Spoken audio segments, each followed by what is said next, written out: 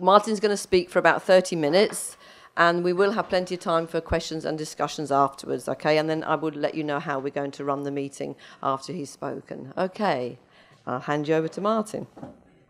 Thank you. Thanks, Sam. I'm not going to talk tonight. It's always good to start off with what you're not going to talk about. I'm not going to talk about today in any great detail the enormous environmental crises that we face as humanity. The crisis of biodiversity, ocean acidification, climate change, so on, and so on. I'm not going to talk in any detail about them. Rather, what I'm going to try and explore today, with the hope of trying to clarify how we can build a society that's more sustainable, what I'm going to talk about today is capitalism's peculiar relationship with nature and how we got here. And that, I think, will illuminate both why capitalism is so destructive to the natural world, why it's so unsustainable, and also whether or not we can actually live in a sustainable world. Karl Marx, very famously, a quote I've often used, described the peculiarity of capitalism and its relationship with nature. He writes this, that under capitalism, for the first time, nature becomes purely an object for humankind, purely a matter of utility. It ceases to be recognized as a power for itself. The theoretical discoveries of its laws appear merely as a ruse to subjugate it under human need, whether as an object of consumption or as a means of production. That's a very incisive analysis of what capitalism and how it sees nature. Capitalism sees nature, both human nature and non-human nature, merely in terms of its role in the making of profit. And in particular, and I'll discuss this a little bit in a moment, it turns nature quite consciously into a commodity that can be bought, sold, priced, and so on.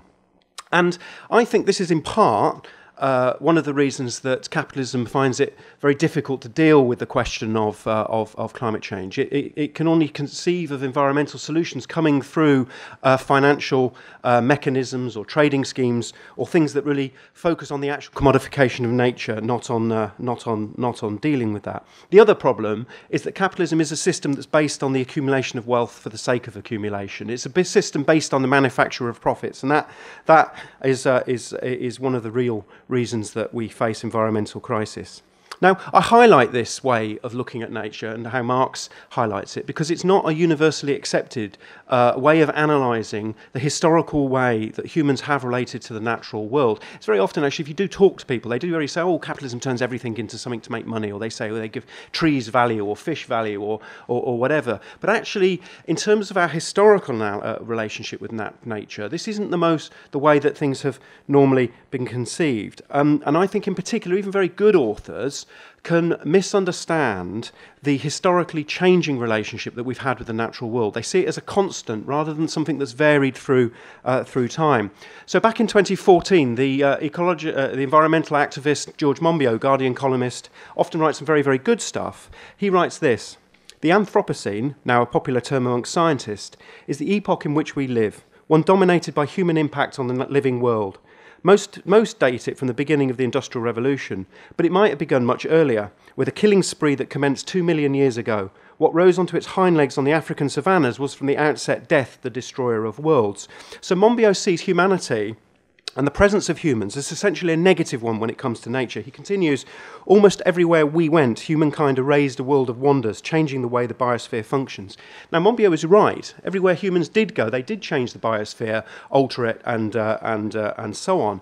I would disagree, however, that there's an innate destructiveness to human nature that means that nature is systematically destroyed or that there is an inevitable environmental crisis as a result of humanity. I want to argue that a Marxist approach to the human-nature relationships offers an understanding that's actually backed up by archaeological and anthropological evidence that shows that nature and how we've related to it and that relationship has changed systematically over time. Depending on what sort of society you've lived on, you've had a different relationship in the past to the natural world. It's not a constant relationship, and it also illuminates the fact that for most of humanity's history, we did live in a sustainable relationship with nature, and thus I think we could do so in the future. The unsustainable fossil fuel capitalism that we live in today is not the result of some innate human greed or an innate desire to destroy worlds, but because of a historical specific set of circumstances and class struggle. So let's begin by looking at how Marx does approach the question of nature. He starts really from the question of how we labour upon the natural world, that we have always shaped the natural world and changed it. We've always altered it in very often in small ways, but we've had that impact upon nature. We cut down trees, we ploughed fields, dammed rivers, fished, and so on. And he contrasts this with the fact that we also know that animals do the same. Beavers build dams or chop down trees or cut, they do things that make trees fall over, don't they? I'm not very good on the animal things here, am I, today? And Marx, I'm strong on the Marx, so let's say what Marx says. Marx famously points this out, doesn't he? He says, what distinguishes the worst architect from the best of bees is the architect builds a cell in his mind before he constructs it in wax. So humans, for Marx, have an intellectual ability to plan a relationship with nature, to shape it, that relationship, that manage that relationship in their in the interest of satisfying their own need, the conscious management of the metabolic interaction with nature, as Marx writes. And we see this in the archaeological record in very, very detailed ways. Even very, very long ago, in Land and Labour, I give an example of the South African savannas, where we know that hunter-gatherer tribes, as long as 75 to 55,000 years ago, consciously went and burnt particular areas of land because they knew by burning off the land one year, they could return the following year, and the food and the crops that produced the foods that they wanted to eat would be much bigger than they would have been if they hadn't burnt the land back. So a conscious recognition that if we do this today, next year we will have more food, a conscious management of the landscape, even in a hunter-gatherer society 70-odd thousand years before the present. Humans do this transformation. They do it obviously through using their labour. And labour for Marx is the appropriation of nature for the satisfaction of human need. He continues, labour is first of all a process between man and nature, a process by which man, through his own actions, mediates, regulates and controls a metabolism between himself and nature. He confronts the materials of nature as a force of nature. He sets in motion the natural forces which belong to his own body, his arms, legs, head and hands, in order to appropriate the materials of nature in a form adapted to his own need. And through this movement, he acts upon external nature and changes it, and in this way simultaneously changes his own nature. So Marx is saying there that we don't just act on nature, because we are part of nature, we depend upon the natural world, but we are also out of nature. We have evolved out of that natural world. Any interaction we have with the natural world in turn changes us and alters this.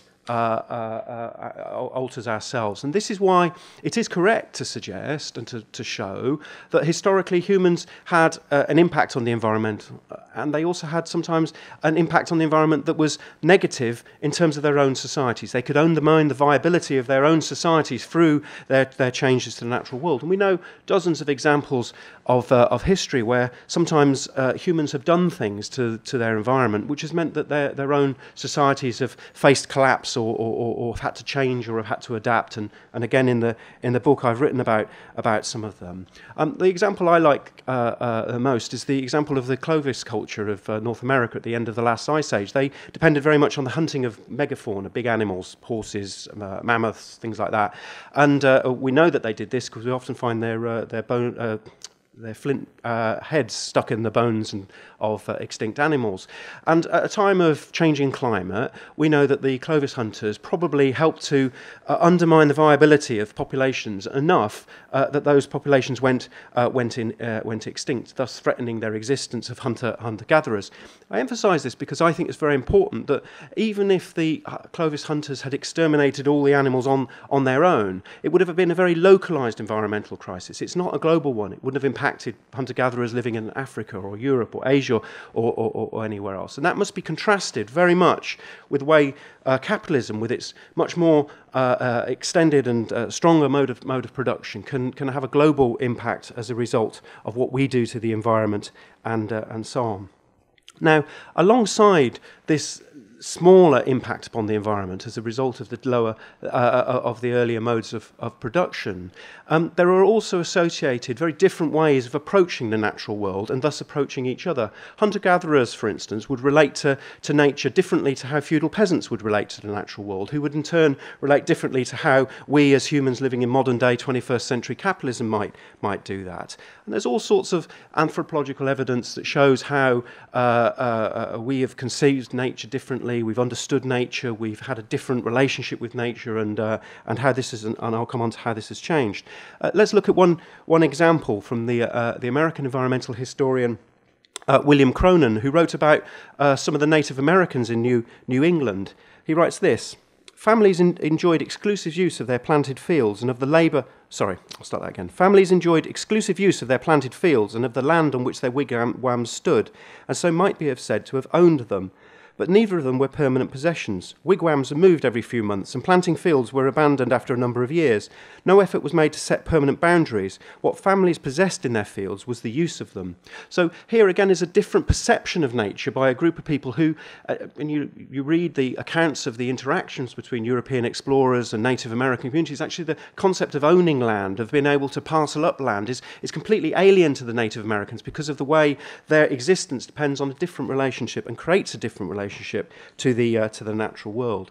And that's hunter-gatherer societies. It's also true to a lesser extent of later societies. Feudal peasants, who I mentioned earlier, often are very reliant on a much more collective and communal use of the land and ownership of the land. I mean, obviously you have the feudal lords at the top of society and the mass of the peasantry, but one of the things that often characterises peasant societies is an attempt to collectively decide as a village group which land is used by whom. You get the strip farming, so that fields are split up into strips and people farm different things. Now, the reason for this is to make sure that no one person has all the worst land or the most fertile land, that actually the communities can share this. And for capitalism to develop fully, and for capitalism to be able to do what it wants to do in terms of making profits and so on, all these historical approaches to nature, to land, to the landscape even, and also to each other have to be shattered and broken. They were a threat to private property. I mentioned how this can sometimes be seen very clearly with the arrival of European settlers in North America. The Marxist anthropologist Eleanor Burke-Leacock wrote a book called Myths of Male Dominance, and one of the things she looks at is how the Jesuit missionaries who arrived with the French fur traders in northeastern Canada in the 17th century had their lives completely transformed by the ideological impact of that arrival, but most importantly by the transformation that took place to their economic lives, but through the needs of the European fur trade. The French fur traders needed thousands and thousands and thousands of pelts of animals, and the Montagneux people, who were a hunter-gatherer community who'd lived a much more communal, collective existence, collectively deciding where they hunted, how they hunted, where their village would camp, and so on, found that under the pressure of the demands of the French settlers and colonists and traders, their entire economic basis for society was breaking down. So instead of taking a few pelts that they caught on a hunt to the French trading post, the French traders said, bring us more, we'll give you these lovely knives, these lovely bits of clothing, this wonderful food. And over time, over less than a decade, those people found that their relationship to nature was now through a process of owning small parcels of land where there would be individual traps. So instead of the collective hunt, there was now the individual ownership of areas of land where they could catch the animals and exchange them. And that led to all sorts of other changes. The matrilocal society of the Montagnais broke down as the Jesuit missionaries said it's wrong that the woman is is equal in the relationship with the man, that you collectively look after your children and so on. And so the impact of the needs of the French traders utterly smashes and breaks that collective relationship that society had. Similarly, this happens everywhere else. It's not just this very localised example. I've recently read a lovely book by a man called John F. Richards called The Commodification of Animals, and he talks about how this happens in all sorts of scenarios around the world as capitalism extends outwards from Europe into other areas. And he talks about the Creeks, the Native American tribe, who again survived by hunting animals on the plains and encountered European fur traders who had their insatiable demand for fur, as European fur traders always do. And he writes this: although the Creeks adapted quickly and successfully to the new incentives of the deerskin trade, they faced a basic contradiction. Economic and political forces made it imperative that they delivered a maximal number of deerskins every year. They became market hunters linked to a world market who now used muskets to avidly pursue as many deer and bear as possible. Now, we shouldn't over-romanticise the pre-capitalist modes of production. You know, the Creeks, John F. Richards points out in his book that the Creeks they weren't a society that was beautifully and harmoniously living with nature and caring for it, and sometimes we see Native Americans as portrayed. They were quite prone to hunting more animals than they needed because there were such vast numbers of buffalo or deer that they could kill as many as they wanted, and then everybody could have the choicest cut of meat or the best pelt or whatever.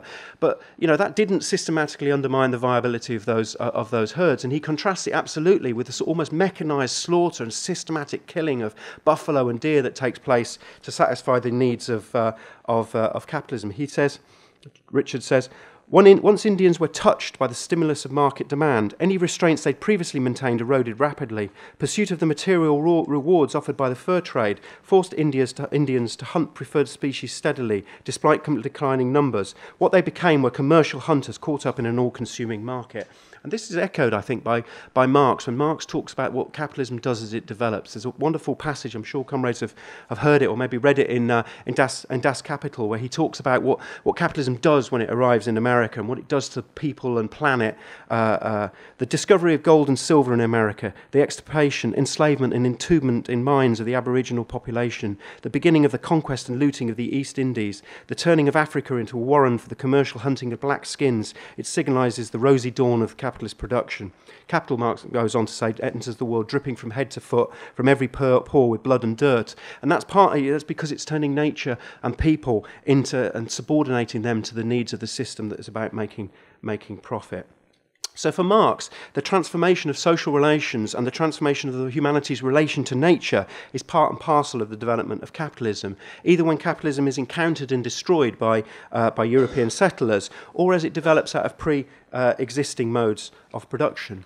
And the classic example of this, of course, is how in Britain, in England in particular, we see the development of feudalism to capitalism. Now, if you read the textbooks, this involves a civil war and the beheading of Charles I and the Roundheads and Cromwell and all that exciting stuff, and that's very, very much true. But there's also an underlying process going on in society in the 17th century that means that the bourgeoisie that were developing had to fight for their interests to become precedent in a new order. They had to behead the king for capitalism to develop, and that underlying process is the development of capitalist relations in the economy, the development of trade, development of buying and selling, the development of wage labour, and so on. But it also, crucially for the point of this talk, involves the systematic transformation of people's relationship to the land, the destruction of the old peasant class and the enclosure of land, the scrapping of common lands, the displacement of people from the countryside into urban settings, and so on. It's a vicious process, and we know, of course, of the viciousness of what capitalism did in North America. But we shouldn't forget that there was a similar vicious process taking place over a period of hundreds of years in England and Europe as capitalism develops and lives are destroyed and uprooted and so on. And it's quite a startlingly quick process sometimes, though the process is elongated. So in the year 1600, 25% of people living in the countryside were wage labourers. 1688, the year of the Glorious Revolution, as Duncan Howells used to say, neither glorious nor a revolution, there were 56, so that figure had almost doubled in that brief period of time as the sort of concentration and development of capitalism in that period. And that required the destruction and the breaking of all sorts of traditions, of customs, of rights, of laws that the peasantry had about how they owned and used and controlled land, not just in England, in Europe as well. One of the famous things that Marx first writes about, the famous class struggles he's involved in, is about the right of peasants to collect fallen wood from forests and so on. But here in England, there had to be a systematic destruction of those rights. Parliament enacts hundreds and hundreds of laws in the 16th, 17th and 18th century to legalise the enclosure of land, the destruction of common land, to prevent things like poaching and so on taking place. E.P. Thompson writes that this was needed, such legislation was needed because property was not, in 1700, trenched around on every side by capital statutes. What he means is that there was no protection yet for the new system of private property, and that had to be imposed and created and set upon society, and that simultaneously meant breaking up the old ways of doing stuff. Poaching is very interesting. Because to us, poaching is now something you might, I don't know, people do in the countryside. You know, you go and hunt something you're not supposed to. But actually, for hundreds and hundreds of years under feudalism, poaching was the way poor peasants in society could supplement their meagre incomes and their food. You know, you can catch a rabbit or a bird or whatever and eat it, even if you're not really supposed to. But it becomes with the development of capitalism, hundreds and hundreds and hundreds of laws are enacted to prevent this sort of thing. The 1723 Black Act made it made it possible to behead peasants for killing deer on the king's land and so on. Why? Because actually now, if you own private land, if you're now saying what is the most important thing about society is the private ownership of this land, then also what's associated with that is the private ownership of anything on that land, the birds that nest on it and fly over it, the hares and rabbits that run around on it. And you have to drum in the importance and the precedence of private property. You have to drum that into the peasantry's head, so you kill them or you transport them if they break these laws. Now, what develops, of course, with capitalism is that system that I meant, that quote from Marx right at the beginning of the talk, that under this society, nature then becomes an object of consumption, a means of production, part of the productive process, something to make money out of, not something for people who are hungry to use, not something for people who've got no land to farm, and so on. I should say as well that this is not an automatic process. It's absolutely contested. The peasants fight like hell to retain their common land. They throw down the fences and hedges that have enclosed their territories. They beat up their farmers. They sometimes go to court to fight against the parliamentary enclosure laws and so on. By and large, they're defeated. They're defeated because the forces of the state are against them. Though it is possible in many places in England to go to common land that we still have as a result of successful struggles by people in the past. But by and large, what comes at the end of the 17th century is a capitalist society, with that peculiar relationship to nature. Now, Marx examines this, and he looks at what's happened, and this is where the notion of the potential for a sustainable society comes, because Marx looks at the development of capitalism and what it does to the planet, if you like, particularly through the question of agriculture. And he contrasts the development of capitalist agriculture with a more sustainable way of farming and producing food in the past. He writes that all progress in capitalist agriculture is progress in the art not only of robbing the worker, but robbing the soil. All progress in increasing the fertility of the soil for a given time is a progress towards ruining the more lasting sources of that fertility. And he writes that the process of primitive accumulation, of pushing the peasants off the land and all that stuff I've talked about, conquers the field for capitalist agriculture, incorporating the soil into capital and creating for urban industries the necessary supplies of free and rightless proletarians. The end result, as I said, was the development of capitalism, was that the producers have been separated off from the original sources of wealth, principally the soil, and we're now working as alienated labour as part of the capitalist system, alienated from the natural world, from each other, and the process of production. And this is really, if people have read John Bellamy Foster's work or some of the stuff in Marxism and ecology and so on, this is the origin, if you like, of that metabolic rift under capitalism, that separation, that break, if you like, between human society and its relationship, its sustainable historical relationship with the natural world. Capitalism had created an irreparable rift in the interdependent process of social metabolism. Marx continues, and Marx says that despite all its technology and science, capitalism can't solve that rift. And he writes particularly about the way capitalist agriculture systematically degrades and ruins the soil's fertility. And he understands that it's possible to use science to develop fertilizers that could re-improve the soil. But he understands this is a sort of external process of the re-fertilization of the soil. It's not about the sort of organic, natural, systematic relationship between humans and nature. And he says that he makes the point that capitalism can't solve that environment. It can patch things up, but there's a long-term unsustainable relationship that's going to come about. And if you want to have a rational agriculture, if you want to have an agriculture that doesn't systematically destroy and defertilize the soil, then you actually have to get rid of capitalism and so on. There's one further development, I've only got a few minutes left, one further development which I think is crucial to understanding why capitalism is so unsustainable, and that's the fact that in the 18th century or so, rather contrary to what the capitalists would have liked to have done, they have to adopt fossil fuels as the main fuel for driving force. I haven't got time to go into the detail of this. I direct people to Andreas Malm's wonderful book, Fossil Capital, which is on sale at the back of the room, which explores why it is that the capitalists adopted fossil fuels, not because they were cheap. Actually, it required quite a lot, because actually it allowed them to exploit labour in cities in a way that was much more systematic than they could do relying on water power in the countryside and so on. Andreas Malm says it gave the capitalists a ticket to the town, which I think is a lovely thing. And once British capitalism had adopted fossil fuels, everywhere else did it. It's a classic example of combined and uneven development. The capitalists in America and Asia and the rest of it didn't have to go through the process of inventing water wheels and the rest of it. They could jump straight to fossil fuels, and fossil fuels become central, embedded in capitalism, absolutely at the heart of the system, which helps to lead to the origins of the peculiarly unsustainable world that we live in today.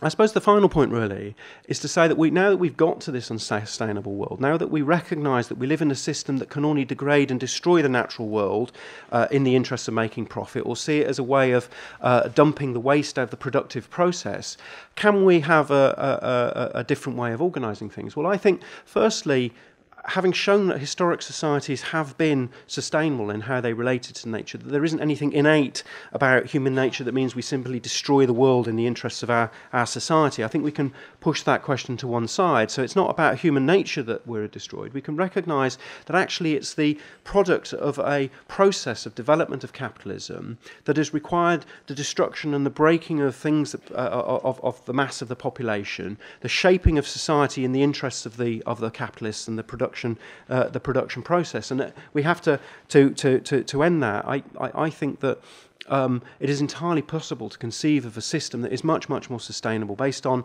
a democratic planning of production that allows us as a society to say this is what we need and this is why we need it and this is what its impact will be. So let's discuss whether that's good or bad, and that will require a revolutionary transformation of society. The fossil fuel corporations, big business, the governments that rule in their name, they're not going to relinquish power and allow us to do that automatically. We will have to fight and break their power, not just as individual companies and so on, but as a system. But we will also have to do that as well to change ourselves. There's a very famous quote from Marx about why revolution is necessary. I'm sure comrades have heard the famous phrase about throwing off the muck of ages, but listen to the slightly longer quote. Marx explains here why revolution is necessary. It's both for the production on a mass scale of communist consciousness and for the success of the cause itself. The alteration of men on a mass scale is necessary, an alteration which can only take place in a practical movement, a revolution. This revolution is necessary, therefore, not only because the ruling class cannot be overthrown in any other way, but because also the class overthrowing it can only in a revolution succeed in ridding itself of the muck of ages and become fitted to found society anew. And I think that point, that notion of the creation of communist consciousness, is very important in terms of our understanding of nature, because it is about putting ourselves back at the heart of where we historically have been as part of nature, labouring and changing the world around us in a collective interest of ordinary people and of the wider natural world, rather than as existing as an atomised individual relating to nature through an alienated labour process. The fact that we have lived in a sustainable way in the past with society, I think gives us hope that with the development of technology and science that we have today, that we can use those productive forces in a way that's of the benefit for everybody and for society, not just for the precious few. Thank you very much.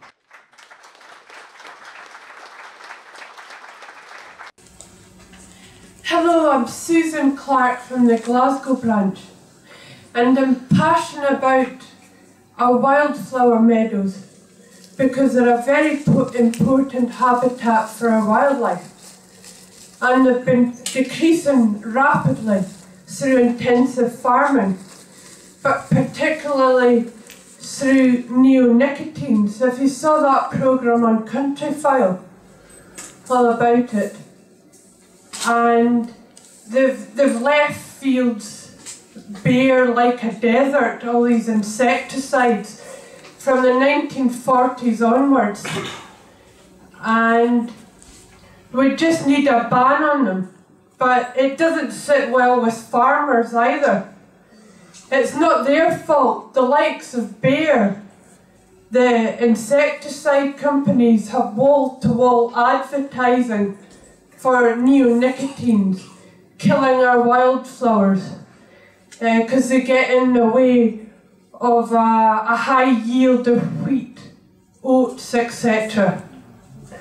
And what is a good idea I learned from Countryfile is they've been planting wildflower borders around their fields because there's about a 25% reduction in our bee populations, and we need to offset that with wildflower borders in the fields. And if there's a way to get rid of neonicotines without damaging farmers, we'll have to work with farmers on the subject, because there's been an 80% reduction in our starling population since the 1970s. And I just worry about our wildflowers. There's been about 8 going extinct, 8 endangered, and lots are going that way. If we don't do something now, a countryside walk would just not be the same with our children, showing them our wildflowers, wildlife and the birds and butterflies. It's a great experience. But I think it's a very important issue, environmentalism, because we're just doing an awful lot of damage to our planet, which we could reduce. But thanks for listening.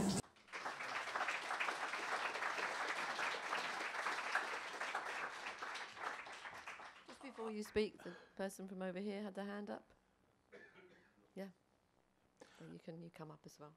I'm Jeremy. I'm from the West Country, and there's quite a lot of tension in strategy terms between sort of revolutionary socialists who talk about internationalism, talk about destroying capitalism, and what I would sort of talk about is the wider kindred spirits of the Green movement, and in particular those who are saying that the urgency of the problem means that they need to begin to tackle it now, and we have places like Transitions Totnes and the Transitions movement, which is coming out of that, which tries to put people more in contact with a sustainable lifestyle at the moment. And they say, look, we're doing things on the ground, we're creating this amount of space.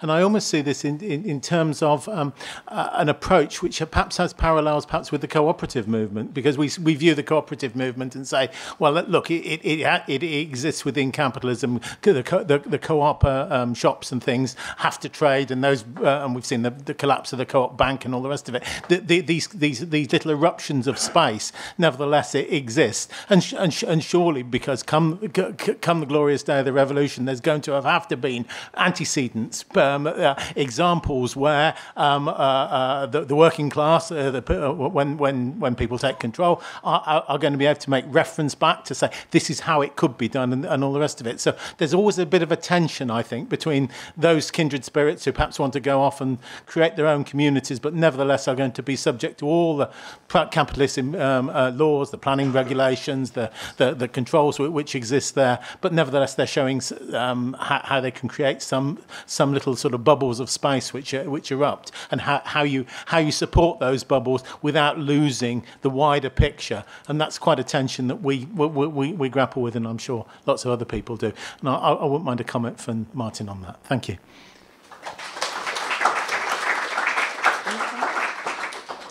And do you want to come up as well? So we have 2 up at a time. Thank you.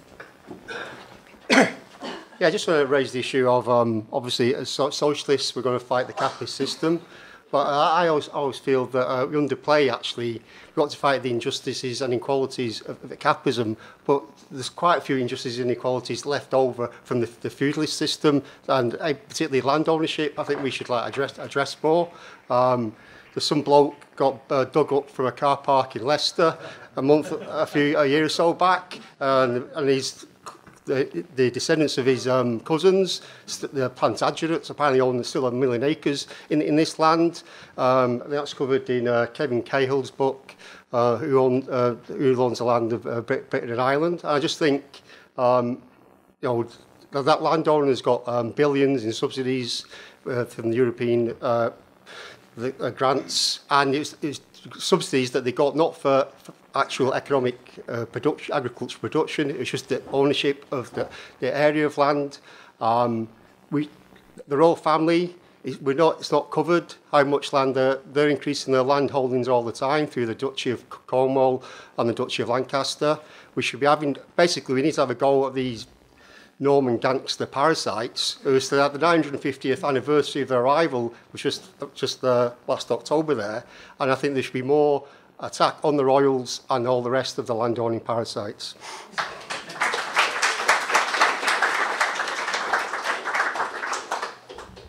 Hi, I'm Valerie. I'm with International Socialists in Toronto, Canada. It's great to meet you, Martin. I've plagiarized from your book many times. And I wanted to pick up on some of the things you said about capitalism's links with fossil fuel, total reliance on fossil fuels, and the role that Indigenous people have played. And of course, in Canada, it's a very live issue. The Canadian state was founded on the exploitation, dispossession, and total colonization of Indigenous peoples in Canada, whether they were First Nations, Métis, or Inuit. And in the climate justice movement today, things have kind of come around to bite capitalism with the development of tar sands oil in Alberta. Is the major source of carbon emissions in Canada. And there's a desire, of course, to build pipelines, more and more pipelines, to be able to export that oil around the world. And in the leadership of the fight, in fact, are the Indigenous peoples. And it's a pleasure to have them, and important to have them leading from their spiritual point of view and from their the role they play in relationship to the land for all the reasons that Martin mentioned. How many people here have heard about the LEAP Manifesto? It's a really important document to look up. So I'm sure you've heard Naomi Klein's name. And her partner, Avi Lewis, helped instigate something called the LEAP Manifesto, which was written 3 years ago. And some of our comrades were involved in its writing as well. And it was the first time, it's not a revolutionary document, but it was the first time that 4 different groups came together to agree on the way forward in terms of climate justice. It pulled together many, many Indigenous activists, pulled together labor leaders, environmental activists, and as well as very social justice groups, and put together this manifesto that said all 4 of those things need to be addressed in a big way. And since then, Avi Lewis has gone on to push for labor unions to support the manifesto, for communities to take it up. Some places they want to run city councils, municipal councils that will be based on the LEAP manifesto. So I'd urge you to take a look at it as a possible model, and certainly an interesting way in Canada to pull together very diverse groups who traditionally had not worked together before. Thank you.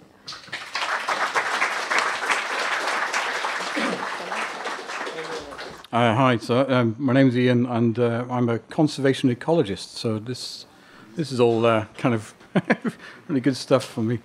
The issue that Martin raised about the stance of people like Monbiot, the sense that we are inherently destructive, is a very common feature actually within certain areas of the environment movement. And as a conservation ecologist, I probably just want to give you some ammunition to respond. If you look at modern day conservation, what we are mainly preoccupied with is the replication of historic land use. Hay meadows is a really good example, so it's already been brought up. The area of hay meadow in the UK has dropped by 97% since the end of the war. And the reason for that is that hay went from being one of the most important assets on the farm under feudalism and early capitalism, because that was what fed the horses, and the horse was the engine of the farm. Well, after the war, in particular with the Marshall Plan and a whole lot of other things, you saw much higher levels of industrialization, and automatically hay meadows became worthless. And not just worthless, but actually in the way of production. So you've seen a shift since the war from hay to silage, intensive silage, monocultural crops. So instead of these fields full of wonderful biodiversity that actually were beneficial to the livestock because they were also full of nutrient diversity, you now have this bizarre situation where modern-day capitalist industrial farms will feed their stock out on the fields for a bit, then put them in a barn over winter and stuff them full of silage. And then because the silage is such a low nutrient level, they also have to then inject them with all the other things like antibiotics and everything else. So it shows the irrationality of the system, but the end product for capitalism is higher profit per unit, per labour unit and everything else. And conservationists, what we're doing, we've got little pockets left, and we're trying to look after it. And if you watch what we're doing, we're even out there scything sometimes, which is quite bizarre in this modern day, but that's replicating that particular method. And the important lesson from that is that human beings have been a positive force for biodiversity. If you look at where biodiversity peaks historically and geographically, it's where human beings are actually interacting with life, with nature itself. Because what humans do is they create a very unsettled system, which is beneficial to high levels of biodiversity because it needs that ecological dynamism in order to flourish.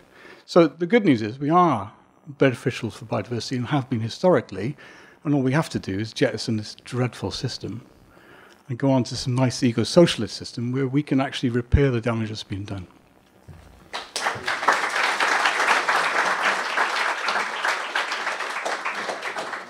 This is a point I'd like to hear your viewpoint as well.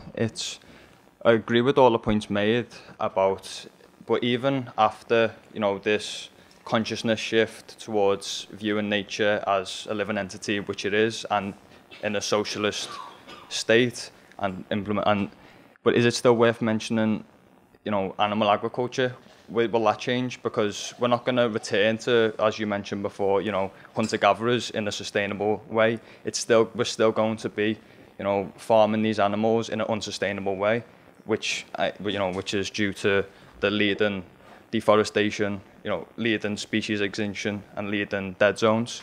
And it's a point that, you could argue that won't be addressed. And is it a separate issue that, we'd have to abolish it altogether? Yeah.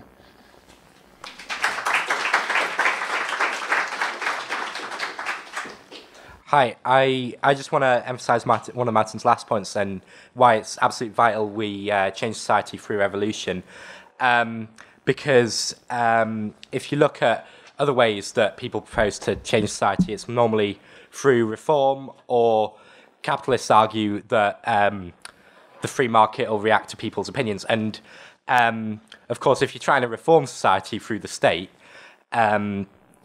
is really controlled by the media and different capitalists, and who will basically try and get profit. And if you're trying to look at people changing how the market works and the market reacting to people's opinions aren't going to change because, again, their opinions under capitalism are dictated by the media, and the media is owned by people who want profit.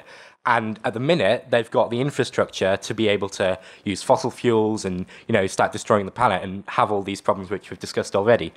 And so you really need to destroy it to have another way of influencing people's opinions.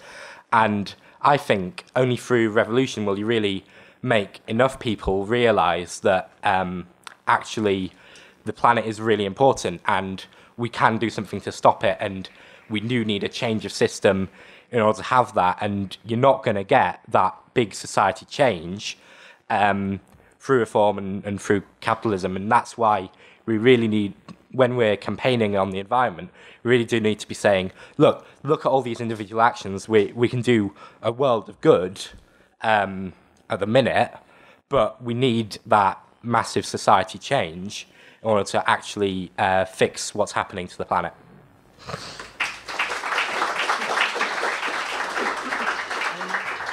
Hello. Well, Connor said that really well, so I'm not going to repeat that. But I was thinking about the way capitalism destroys biodiversity for profit. I mean, thinking about the fisheries, we have overfishing, pollution, warming water linked to climate change. Because the water is warming, we have ocean acidification, where more and more carbon dioxide is being dissolved into water, which means that shellfish and lobsters and corals are finding it harder and harder to create their calcium carbonate shells, which means that fewer of them will survive. And of course, the corals are nurseries to a quarter of the ocean's fish. So this is obviously a disaster. But there is the real madness about this is the way capitalism runs only for profit. So it doesn't actually matter whether the fish is eaten or not, which is why we have, millions, certainly hundreds of thousands of tons of fish a year that are dumped. They are not eaten. And you think how much, starvation there is in the world. This is one of the insane parts of it. And I suppose there's a couple of little examples. Krill is one good one at the moment. Krill are tiny little shrimp things that live in the North Pacific and the Antarctic, and they are incredibly high in protein and oils, so they are really prized as fish food for salmon in farms. And they are now being marketed as food supplements for human beings as well. And this industry is worth about $300 million a year. But the companies that are investing in it are expecting this to become $700 million a year by about 2022. I mean, this is an enormous business. But this means we're fishing to almost the bottom of the food chain, destroying these krill, which, whales depend on them, and almost every animal between these tiny shrimp and whales as keystone predators rely on these things. But I think it's really important, just to echo Ian's point, that human beings are not always destructive. This is about capitalism and profit, and you just have to think of the traditional methods of hunting tuna in the Mediterranean, where hundreds of boats and hundreds of thousands of people were involved in the industry that because the tuna go to the end of the Mediterranean to breed if they're left to their own devices, and they were able to hunt them in such a way that it did not disturb their breeding patterns. And that is how that industry ran for 2,000 years without being wrecked. It's the post-war industrial capitalism since the Second World War that has destroyed the tuna industry, not what we did before.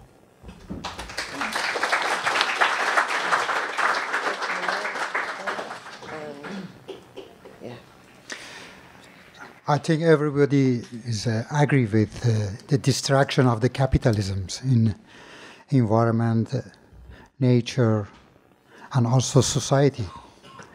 But the question is what we have to do, and if we have to wait until time comes and capitalists collapse, or we have to start from now to do something. I think we shouldn't wait and already start from tomorrow or whatever it is, and to see what we can do to actually how many steps we can go forward to save the earth. Even small things. So recently with some family, I went help them in allotment in the garden and things like that. Yeah. So because allotment is not for profit. Yeah. And we decided to have an organic one without any chemical things and things. Really, we find that it's amazing job. One of the best jobs you can do. Work in the earth, with the soil, nature, and things like that, and leave something for the animals as well, not to just destroy them. And then I was thinking about our relationship too. I mean, they wanted to give me some money. They gave they gave some money to me. I said, okay, I'm against the money and things. Let's get rid of this relationship of giving wages, money, and things like that. At the end, so we agreed that So we are working together, and then I'm very happy in allotment. So without any money and things like that, and we enjoying all the day, and the time, it's better than gold for us. Yeah. Anyway, but so I agree.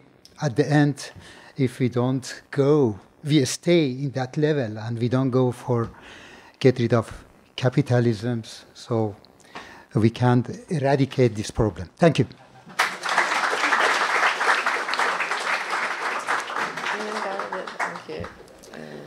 Yeah, I mean, Martin talked about how previous societies had ended up undermining themselves, and you kind of feel that when you look at capitalism, don't you? You see both the potential and the advances and the technology that could be used. There is enough to feed us all.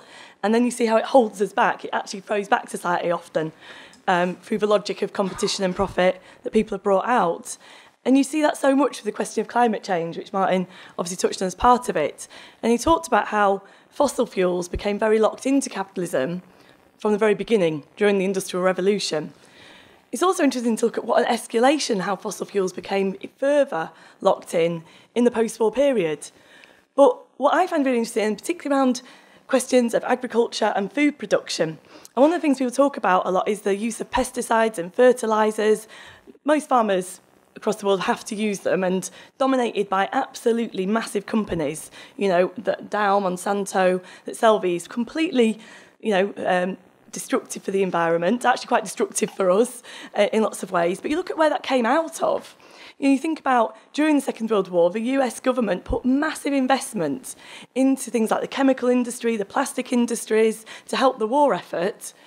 These were where actually the companies like Dow and Monsanto came from, because it sold them off. It sold these state investments into these companies to private companies at rock bottom prices. It was like this massive injection of capital into them that they're then able to dominate and actually go beyond the US and actually enforce a way of producing food using fertilizers and pesticides on a massive scale that actually, because you're in competition, everyone else has to follow suit and farmers have to buy into. Someone mentioned animal agriculture.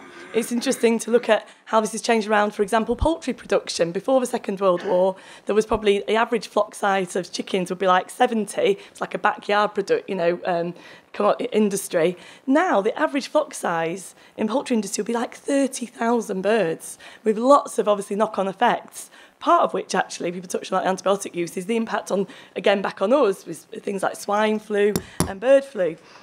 But the thing is about these is that there is actually a difference, though, today, isn't there, when we talk about these under capitalism and previous societies, because we're not isolated peasants, are we, working on our own land? Actually, the nature of this, if you like, industrialisation of food production and how we work on the land and agriculture has actually brought together very big concentrations of workers in every industry, whether that's at the industries behind those big companies or in the agricultural industry. It actually links with other issues, particularly around food, for example, in Britain, but also across Europe. Massive reliance on migrant labour. We're the people saying people should be able free to move, but actually we say migrants are part of our class and refugees are part of our class, and if they're working in industry, they want to be part of our unions. And why I say this is because it gives us a potential power when people say, what do we do about all these things? Actually, it gives a potential power when people are concentrated, produce them together, creating the profits that are being made to actually stop production, stop profits, and transform that. And that's quite important if we're talking about winning battles now around health and safety, better conditions at work, better food for us all those questions that we want to control around the environment and agriculture, but also for the bigger transformation of society as well. Just before you start, you're next. There's a guy with a blue shirt that had his hand up, yeah? Okay. It's interesting, you're just talking about Monsanto. I don't know how much people know about them in here. One of the things I find really interesting about them is, and one of the biggest crops that's sold anywhere in the world is soya now. It's one of the most massive crops used inside loads of things, highly GM crop. But even worse about that is, if a farm next door to you grows their soybean crop and their seed blows onto your farm, they then own your seed. It is now illegal in the US, and it has been for a few years now. It's illegal to keep your own seed and replant them if they say their seed germinated with yours. So they then own your crop. So even farmers who want to be individual and who want to try and stay somehow out of the system are co-opted into it by laws from the government, which say actually now they own you. So if you don't buy the crop from them, next year lawyers come to your house and they sue them. And people have lost their farms over this. The people that tried to fight it, Monsanto can afford millions and millions of dollars to keep people in litigation for years and years until the people lose their farms. It's interesting that we talked about chicken farming as well. One of the big myths about chicken farming is that these independent farmers make a lot of money. Actually, most of them are in debt because every single year they bring out a new regulation which says you need to change the barn, so you need this new type of air conditioning system, or you need this new drug for your chicken. So actually the farmers are getting less and less power, and they're actually angry. You know, I think it's hard to tap into it because they've been pushed so that far down and so far to the back of their own production that they actually have no control over it anymore. Big companies come in and say, we have your farm, we control it, and we own it now. You know, so what we had before was farmers we could go to and maybe try and use them, you know, as a way to push back against these companies. But now they actually have no say anymore. The company owns them, you know, and if they push back against them, the company is like, well, you owe me $100,000 for that new barn that I built. I own your farm. So it's a really difficult thing to do now. Julie said it really well. The way to get is to the workers. Sorry, Amy, sorry. I knew it when I said it. Sorry, Amy. Said it really well. The only way is to get to the workers on those farms, you know what I mean, and stop the production. Because if they can't make the money off that farm and it becomes unprofitable, then they will take notice. And that's what it takes. And I'll come back on the guy's point. He mentioned about eating less meat and how meat production is one of the biggest polluters in society, you know, in capitalist society. And actually that's so true. And actually what it comes down to is to get a socialist world, to get communism to work, it's not just going to take a revolution that comes out of nothing. It will take a complete shift of how people think. Not just about what they want in society, but the food that they eat, how they relate to the people next to them, and how they feel about society in general. You know, this mass needing to have hundreds of stacks of meat on the shelf and eat steak every day, people will change the way that they feel about what they need. They will choose what's healthy for their body, but also what's good for the environment. It won't come just spring out of nothing. So these things will come along with it. They will be fought through and struggle. We'll say, what do we need on the farms? You know, no longer are we going to eat, you know, as much beef or any meat, you know, if that's what is destroying the planet. And it will take those sort of arguments and those sort of struggles that come through with the revolution to change everything. And then the farms will not do the things that, you know, are polluting the environment at this time.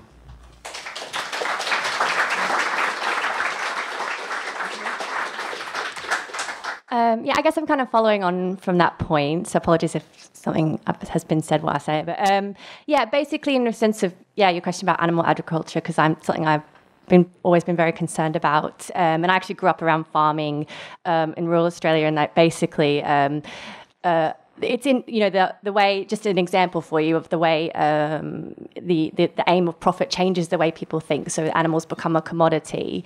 Like I grew up near a dairy farm and also a family who had a free range egg farm. And actually, like, the practices were cruel and awful, but it wasn't because, you know, these people, that they wanted to do that. Like the dairy farm, they had, you know, the cows on the machines all day. And actually, that was because it was, you know, a cheaper way to do things. You know, they had cheaper feed. They inject, I remember seeing families put hormones into the food for chickens. These are the kind of things because they want, you know, trying to make profit, trying to start a business. And actually... And so you see there, like, you know, the way, if we had a different way of thinking about things where profit wasn't the goal, as people have already said, actually that would change the way people think about food and about how they organize food. And like you look back to, for example, to like Russia 1917 when they had like communal kitchens and a whole different way of like organizing things that actually makes you think differently about you know, the production of food and how you go about things. But yeah, and just on, you know, the climate stuff as well, obviously this is just a different point, but in the sense of, you know, fighting for, you know, building on the struggles, you know, in these my stepdad is involved in, I've already said the story before, but involved in a struggle he works in the mines in Australia, and they're going to close down the mines. And he is thinking that I'm going to be against his struggle because, you know, I want the mines to close down because I care about the planet, which I really do, care about the climate. But at the same time, I would support a strike. And it's not saying that we'd want, you know, people who work in the mines to go without work. Actually, what we think those jobs, I think those jobs could be turned into climate jobs. And I had this argument with him. And I think it's in these kind of struggles that we can really, you know, supporting these these struggles and building on those, that we can, build these struggles and actually fight for that different kind of society where we don't have these awful industries and stuff like that.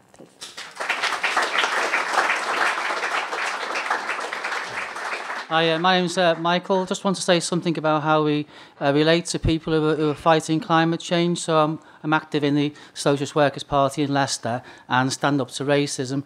Leicester Stand Up to Racism group was invited to a local climate change conference in Leicester.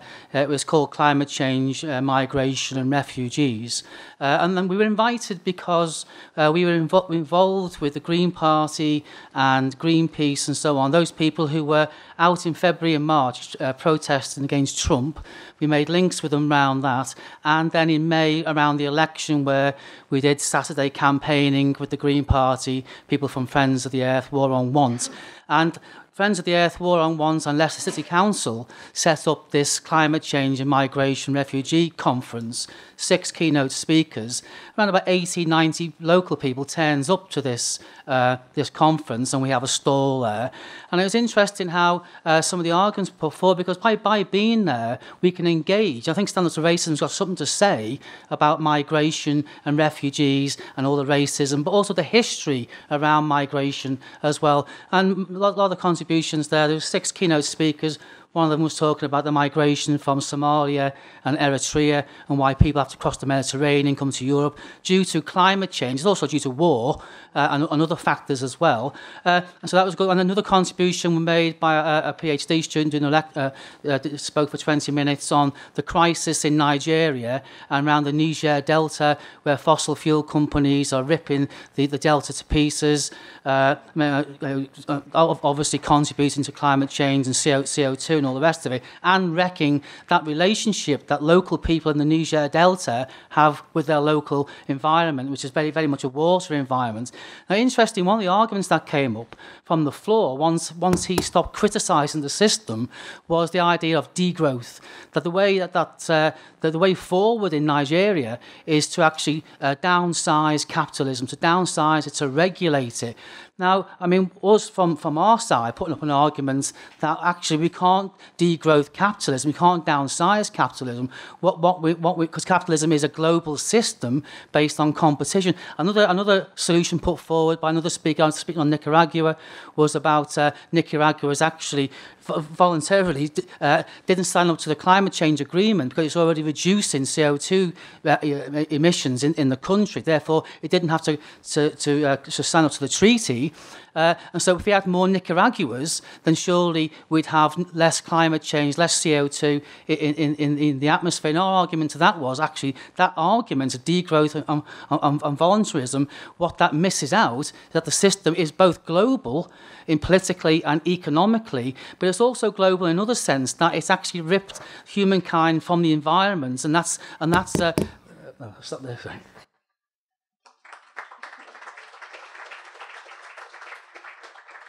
Sorry, there were more people who wanted to speak, but this is going to be our last contribution because we have to finish by 1:45. Okay, so. My apologies on their behalf. Thanks everyone for your great contributions already.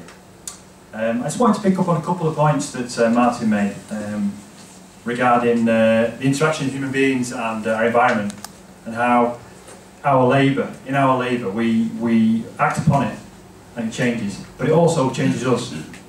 And the other point regarding the idea that we're not innately destructive as a species, I would utterly agree with both of those points.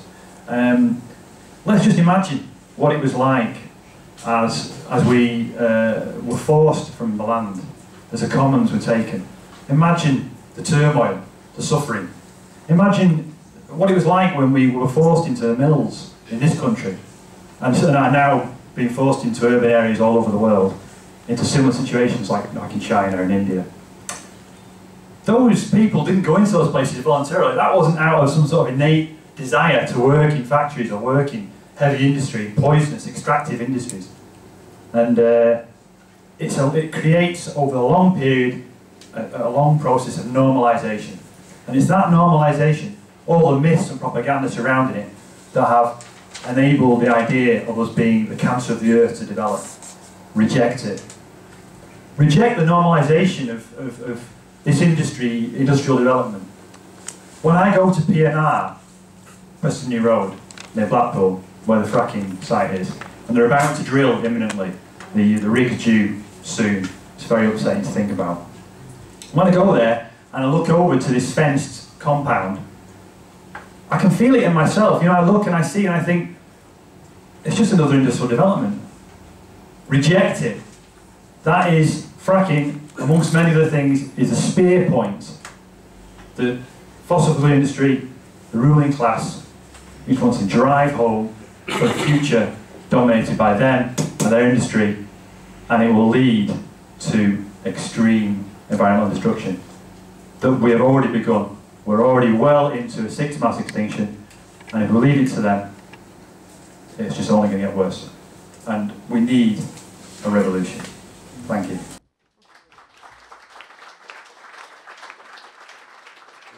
Okay, and Martin's just going to sum up for us now.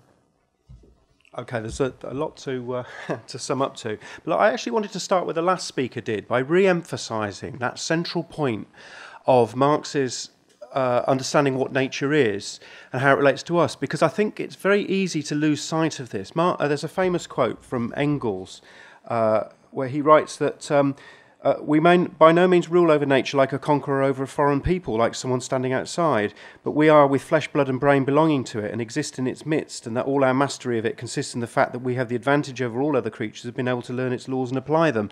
I think it's really important that we don't forget that we are part and parcel of nature, because when sometimes you get the approach around the question of the environment and defending nature and protecting it, it's a sort of imaginary return and dream of this pristine vision of nature unaffected by humans. I mean, that's not true. I mean, there's no aspect of nature in Britain which hasn't been impacted upon humans at all in the past. And the idea that we can return to that sort of golden age before humans is completely imaginary. That tree out there, I'm sure the ecologists will correct me, I think it's a sycamore, Acer Pusudio plantatus, I think it is, isn't it? It was imported to Britain. It was imported to Britain by the Tudors because they wanted it for a particular type of wood. It's not natural to Britain, and there's systematic numbers of things. Hares and rabbits imported by the Normans who wanted to use them as food for the rich. The fact that deforestation of Britain wasn't done by chainsaws; it was done by people with hand axes in the Neolithic and Bronze Ages. You know,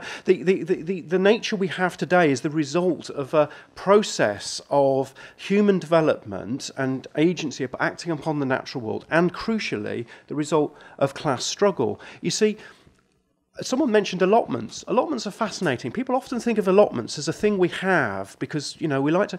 When was the peak in allotment creation in Britain? 1832, the Allotment Act. Why 1832? Because in 1831, the Captain Swing riots set fire to Britain, the length and breadth of it, as workers fought for better wages, better conditions from the farmers, sick to death of the poverty, of the underemployment and the unemployment. So the government thought, bloody hell, let's give them some allotments so they can grow their own food and they aren't as hungry. So do you see you know, what we see as a thing that we have to go out on a Sunday or whenever and grow some carrots and have a nice time with the bees. Actually, it's something we have won as a part of us trying to control and maintain our relationship to the world. And I want to come back. Somebody asked about transition towns, and it's in this context I want to respond to it. You see, we as revolutionary socialists are always in favour of fighting for reforms. I want more wind farms and less fracking. In terms of environment, absolutely. Let's be clear. I want no tar sands. You know, all the rest of it, all the other reforms, right? But actually, some reforms rely on the basis that actually capitalism can do it. Transition towns, effectively, is like saying let's have a bubble of space where actually our town is zero carbon or low carbon, and bugger the rest of you. Well, actually, the environment don't work like that. But also, it's not enough. It's not enough. We have there's a very good chapter to promote Ian Angus, who's launching his new book. Very good chapter in his book where he talks about the danger of us ducking the issue of what capitalism is actually doing to the environment. And building a transition town isn't enough. Now, we don't go to those people and say, you fools, you know not what you do. We go to those people and say, actually, it's really great that you're doing this and you're trying to take control of the city and take it away from the bureaucrats and the planners and the capitalists. But actually, we need more than that. Let's build a movement that can fight. Will you come with us to protest against the fracking lorries? Will you come with us on the demonstration for better climate action? That's I I think, the relationship we have with them. But I think we also have to be honest with people that, you know, recycling bottles, we should do it, but it ain't going to be enough, and we need much more than that. And there's a couple of other quick points as well, a couple of minutes left. I'd love to talk at length about agriculture, and I would urge the comrade perhaps to try and, maybe there's an article I wrote in International Socialism a couple of years or so about agriculture and capitalism and climate change, and please read that. But I think the thing I would say about agriculture, as every people have suggested it, is that capitalist agriculture is shaped not by the desire to feed people, not by the desire to relate to the environment in a nice way or a sustainable way. It's capitalist agriculture exists in terms of making profits for big corporations. That's how it's been shaped. And not even actually the farmers. You see, most farmers in Britain are the unwilling tools of the big corporations up and downstream of the production process, who shape how they work, what they grow, when they grow it, what type of animals, what type of pesticides, what type of seeds, and so on. Have very little say. Most of those farmers, if you read Farmers Weekly, as I frequently do, bizarrely enough, you actually find they want to do things better. They want a better sustainable. They don't want the horrible conditions the pigs and cows are in. They want to grow farms without pesticide. Actually, they can't within the context. It's very difficult to it. And I think we have to find ways of making that. Rachel Carson, people mentioned the pesticides and so on. Rachel Carson wrote in her wonderful book, Silent Spring, over 50 years ago now, that the problem is that agriculture and pesticides are in the context of an era in which the right to make a dollar at whatever cost is seldom challenged. And that's the problem. We have to challenge that sense of it's right, the pure right to make profits and the rest of it. Land ownership. Somebody mentioned the really important question of land ownership. You see, I agree.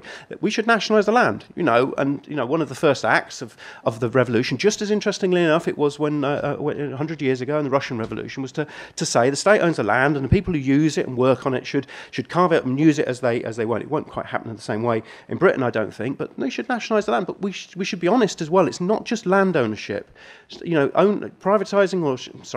Nationalising land won't solve the environmental impact.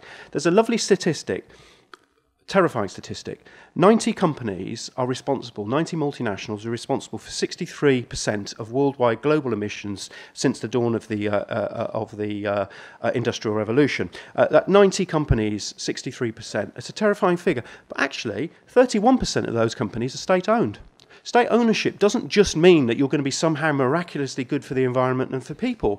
Actually, what we want is state ownership, but we want democratic ownership and control, both of the corporations, but also of their relationship to nature, how they use and employ people, how they use the natural world and resources, why they do it, and when they do it. And let's this point, I'm going to return, of course, to Karl Marx, because people, often wrongly say that Marx had very little to say on the environment, and Marx actually had a great deal to say on the environment. But often what he didn't do is to parcel it up into just the environment. He put it as part and parcel of a critique of capitalism and wider society and the rest of it. And let's come back to, it's floral old language, but this is Marx's vision of a future sustainable world.